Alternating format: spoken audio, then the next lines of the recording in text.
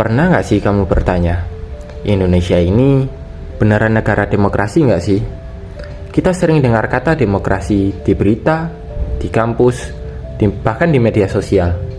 Tapi kalau kita lihat kondisi sekarang, politik uang, berita palsu, dan suara rakyat yang kadang-kadang nggak didengar, apa masih bisa disebut demokrasi yang sehat?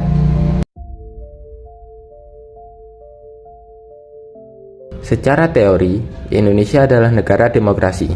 Kita punya pemilu, kebebasan berpendapat, dan kebebasan pers. Semua itu tanda bahwa rakyat punya suara. Tapi masalahnya bukan di sistemnya. Masalahnya ada di cara kita sendiri dalam menjalankan demokrasi itu sendiri. Banyak ahli bilang demokrasi Indonesia sedang mengalami krisis.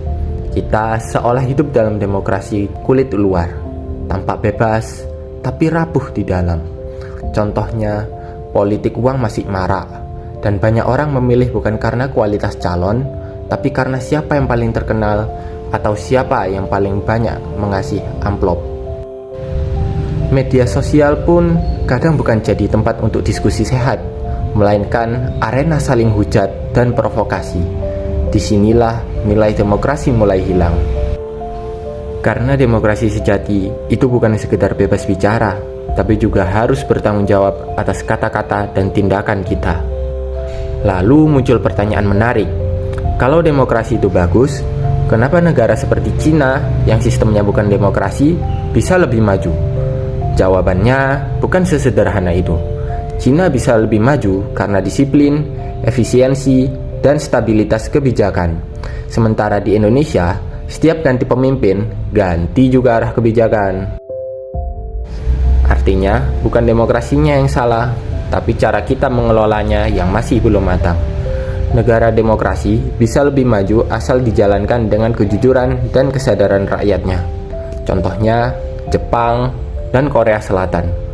Dua negara demokrasi yang bisa makmur karena rakyatnya disiplin dan peduli.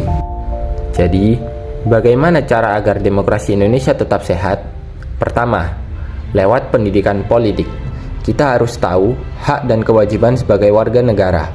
Bukan cuma asal pilih, tapi juga memahami siapa yang dan apa yang kita pilih.